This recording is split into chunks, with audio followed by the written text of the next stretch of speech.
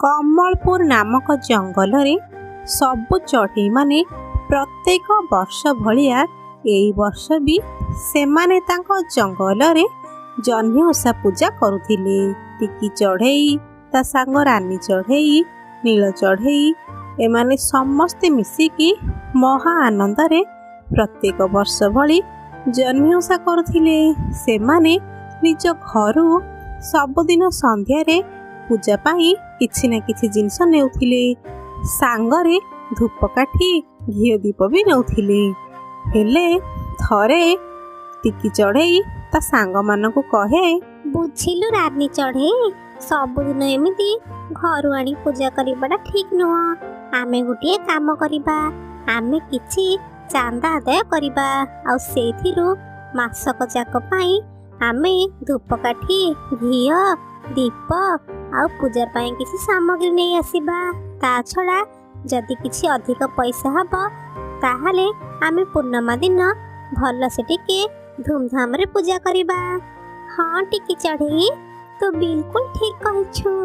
हेले कह केते टका नाखे आदाय करिबा? 10 टका लाखा आदाय करिबा ठीक रहिबो। आमे 10 जण चढ़ई हिछंती, 10 टका आदाय कले भी 100 टका आदाय हबो। आमे सेथिरु घिओ धूपकाठी पूजा पाई सामग्री नै आसीबा, जोटा हमर पूरा मास जाय चलिबो। तम मानक घरे पैसा अछि त सेथि पई आदाय करबा कथा कहछ। हेले मु कोडु पैसा आनिबी? मो स्वामी मते टंकाटिए भी दबनी। अरे मंजू भौणी, जदि तम पाखरे पैसा नाही ताहले तमे न आण। सेथिरे मन खराब करबा कथा किछि भी नुह। आमे मां वृंदावती की पूजा करिबा, सेथिरे भी जदि आमे झिकी हेबा ताहले आम पूजा करिबार किछि माने नाही। एहा परी जंगलर सबु चढ़ई माने चांदा पैसा नहीं टिकी चढ़ई की दियंती। टिकी चढ़ई समस्तंकर नाँ लिखी चांदा पैसा रखे। जेते बेले सबु पैसा मिली जाए सेते बेले मंजू काऊ कहे, टिकी से पैसा गुड़ाक मते दे, मु नहीं राजुर दुकानरू सबु सामग्री आनिबी। काहे कि तू आनिबू? तू तो टंकाटिए भी देइनु, आमे भी जाई आनी पारिबू राजू भाईर दुकानरू। बहुत भल, मु जानिथिली तमे माने सिना मते टंका आनिबाकू मना करिदेला। हेले तम मानक मनरे कोन अछि मो प्रति सेटा मु ठीक जानिछि। मते तम सांग बोली भाबुन ठीक ना? अरे मंजू भौणी, सबु कथारे तमे एमिति काई भाबुछ कहिला? जदि आमे तुमको सांग बोली भाबि नथांतु ताहाले आमे पूजारे तुमको मिसेइ नथांतु। हो नियो ताहाले तुमे एई आधा टंका नियो, एथिरु किछि सामग्री नै आसीबो। काहे कि आधा टंका? पूरा मासकर जिनिस आनिबी, सबु टंका दियो। टिकी तू ता ऊपर विश्वास करी टंका देनी, काहे कि नुह। मंजू भी आम भली गोटे एमिति ही चढ़ई जे मां को पाखक पूजा करबाको आसे। सी टंका रे किछि खराब करबो से कथा मु काई भाबी पारुनी। टिकी भौणी, तमे सबु बेले एमिति निरीह भाबरे ता ऊपर विश्वास करनी। आगरो हमको कम धोखा देछि, किंतु एबे धोखा न देला भली मते लागुछि। आमे गोटे काम करिबा, प्रथमे ताकू सबु टंका दे परीक्षा करिबा। जदि से खर्च करि दिए ताहाले आमे पुणी थरे चाना पकेई पुणी थरे पैसा आदाय करिबा आ सेथिरु मांक पई सामग्री नै आसीबा। हेले टिकी भौणी, हमको एते रिक्स नेबा कोन दरकार? तमे ही जाओ राजू भाईर दुकान सामान नहीं आसीबो, ताको मिसेबा कौन से दरकार नुह। सांग माने मते लागुछि थरुटे मंजू का ऊपर विश्वास करिबा दरकार। मोर विश्वास सी एथर किछि भी खराब करिबो नाही। एमिति भाबी टिकी चढ़ई मंजू काऊ को पैसा दे दिए। मंजू काऊ महा खुशी रे जाए। बाटरी ता स्वामी कालू काऊ सहित देखा हुई। आलो मंजू, एते खुशी रे कुआडे बाहरिलो? मो सांग माने मते आज विश्वास करी मो ऊपर एते पैसा दे मते सब टंका देइछंती।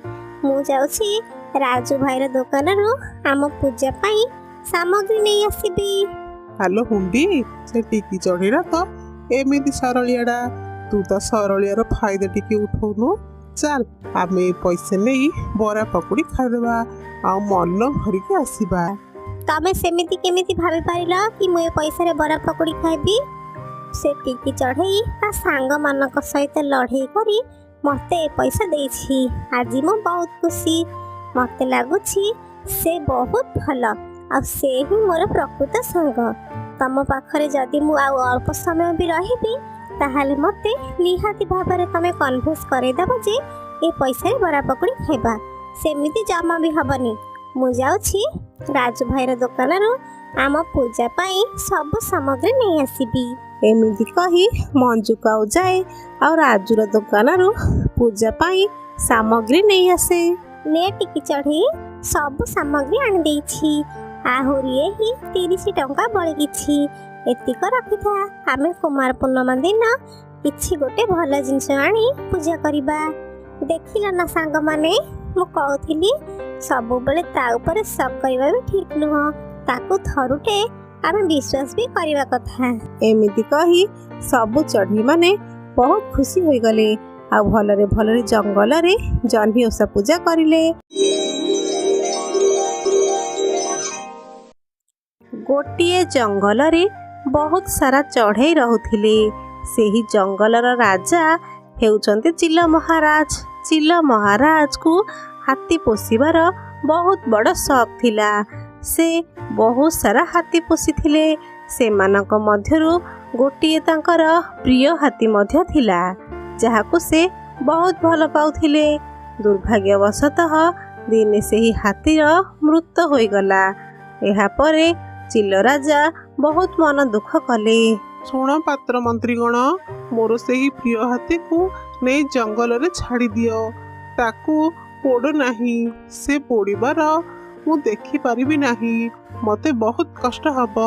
ଏହାପରେ ସେହି ଜଙ୍ଗଲର ପାତ୍ର ମନ୍ତ୍ରୀଗଣ ସେହି ହାତୀକୁ ନେଇ ଜଙ୍ଗଲରେ ଛାଡ଼ିଦେଲେ। ଏମିତି ଭାବରେ ହିଁ କିଛି ଦିନ ଚାଲିଗଲା। ଜଙ୍ଗଲରେ ସେହି ହାତୀ ପଡ଼ିକି ଥାଏ। ଦିନେ ଗୋଟେ ଦୁଷ୍ଟ ଶିଆଳ ସେହି ପଟ ଦେଇ ଯାଉଥିଲା। ସେ ମଲା ହାତୀ ଦେଖି ବହୁତ ଖୁସି ହୋଇଗଲା। ଆରେ ବା, ଇଏ ତ ମୋର ପୁରା 2 ମାସର ଖାଇବା ହୋଇଗଲା। ମୁଁ ଯାଉଛି ଏବେଠାରୁ ହିଁ ଖାଇବା ଆରମ୍ଭ କରିଦେବି। ବହୁତ ଭଲ ହେଲା। ହେ ପ୍ରଭୁ, ତମର କେତେ ବଡ଼ ଦୟା ମୋ ଉପରେ। ଏତେ ବଡ଼ ଗୋଟେ ମଲା ହାତୀ ମୋ ପାଇଁ ଛାଡ଼ିଛ। ଏମିତି କହି ସେଇ ଶିଆଳ ହାତୀକୁ ଖାଇବାକୁ ଲାଗିଲା। ସେ ହାତୀକୁ ଖାଇ ଖାଇ ହାତୀର ପେଟ ଭିତରେ ପଶିଗଲା ଆଉ ହାତୀକୁ ଖାଇବାକୁ ହିଁ ଲାଗିଲା। ସେ ବହୁତ ଖାଇଲା। ସେ ଦିନ ସାରା ଖାଇଲା। ସେ ଖାଇ ଖାଇ ବହୁତ ମୋଟା ହେଇଗଲା। ଯେତେବେଳେ ସେ ଖାଇ ଖାଇ ଥକିଗଲା, ବାହାରକୁ ବାହାରିବାକୁ ଚେଷ୍ଟା କଲା। ହେଲେ ହାତୀର ପେଟର କଣା ବହୁତ ଛୋଟ ଥିଲା ଆଉ ଶିଆଳ ବହୁତ ମୋଟା ହୋଇଯାଇଥିଲା। ସେଥିପାଇଁ ସେ ହାତୀର ପେଟ ଚିରି ବାହାରକୁ ଆସିପାରୁନଥିଲା। ଦିନେ ସେହି ଜଙ୍ଗଲରେ ଚଢ଼େଇମାନେ ଏପଟ ସେପଟ ହେଉଥିଲେ। ଶିଆଳ ସେମାନଙ୍କୁ ଦେଖି ଗୋଟିଏ ଉପାୟ ଚିନ୍ତା କଲା। ଏ ଚଢ଼େଇ କଣ? ମୁଁ ହେଉଛି ରାଜାର ସେହି ପ୍ରିୟ ହାତୀ। ମୁଁ ଏବେ ବି ବଞ୍ଚିଛି। ମୋ ଉପରେ ଯଦି 100 ମାଣର ଘିଅ ଆଣି ଲିପିବ ତାହେଲେ ମୁଁ ବଞ୍ଚିକି ଉଠିବି। ଏହାପରେ ସେହି ପାତ୍ର ମନ୍ତ୍ରୀ ଚଢ଼େଇଗଣ ଯାଇକି ଚିଲ ମହାରାଜକୁ କହିଲେ। କଣ କହିଲ? ମୋ ପ୍ରିୟ ହାତୀ ବଞ୍ଚିଛି? ଯଦି ତମେମାନେ 100 ମାଣ ଘିଅ ନେଇ ତା ପେଟରେ ଲିପିବ ତାହେଲେ ସେ ବଞ୍ଚି ଉଠିବ। ଆଗ ଭଳି କଥା କହିବ ଆଉ ମୋ ପାଖକୁ ଆସିବ। ହଁ ମହାରାଜ, ସେହି ହାତୀ ଭିତରୁ ତ ଏମିତି ହିଁ ଶୁଭୁଥିଲା। ତାହେଲେ ତମେମାନେ ଡେରି କରନି। 1000 ମାଣ ଘିଅ ନେଇ ସେହି ହାତୀର ପେଟରେ ମାଲିସ କର ଆଉ ଯେଉଁ ପର୍ଯ୍ୟନ୍ତ ହାତୀ ବଞ୍ଚିନି ସେ ପର୍ଯ୍ୟନ୍ତ ମାଲିସ କର। ଏହାପରେ ସେ ଚଢ଼େଇ ପାତ୍ର ମନ୍ତ୍ରୀଗଣ ସେଇଆ ହିଁ କଲେ। 1000 ମାଣ ଘିଅ ନେଇ ହାତୀର ପେଟରେ ମାଲିସ କଲେ। ହାତୀର ପେଟ ମାଲିସ କଲା ପରେ ହାତୀର ଚମଡ଼ା ନରମ ହୋଇଗଲା।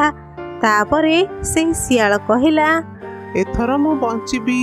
ତା ପୂର୍ବରୁ ତମେ ଚଢ଼େଇମାନେ ସବୁ ଦୂରକୁ ଚାଲିଯାଅ, ନହେଲେ ମୋ ପାଖରେ ଯିଏ ରହିବ ସିଏ ମରିବ। ମୋ ଆତ୍ମା ତାରି ପାଖକୁ ଚାଲିଯିବ। ଏମିତି କଥା ଶୁଣି ଚଢ଼େଇମାନେ ସବୁ ଦୂରକୁ ଦୂରକୁ ଚାଲିଗଲେ। କିଏ କେଉଁଠି ଯାଇ ଲୁଚିଗଲେ ଆଉ ସେଇ ହାତୀ ପେଟରୁ ସେଇ ଦୁଷ୍ଟ ଶିଆଳ ଆରାମରେ ବାହାରି ପଡ଼ିଲା ଆଉ ଜଙ୍ଗଲକୁ ଦୌଡ଼ି ଚାଲିଲା। ଚଢ଼େଇମାନେ କିଛି ସମୟ ପରେ ଆସିଲେ ଆଉ ଦେଖିଲେ ହାତୀ ଯେମିତିକି ସେମିତି ମରିକି ପଡ଼ିଛି। ସେମାନେ କିଛି ନ ବୁଝିପାରି ଜଙ୍ଗଲର ରାଜାକୁ ଯାଇ ସବୁ କଥା କହିଲେ। ଚିଲ ମହାରାଜ ଯେତେବେଳେ ଜାଣିଲେ କି ତାଙ୍କ ପ୍ରିୟ ହାତୀ ଏବେ ବି ମରିକି ପଡ଼ିଛି, ସେ ବହୁତ ମନ ଖରାପ କଲେ।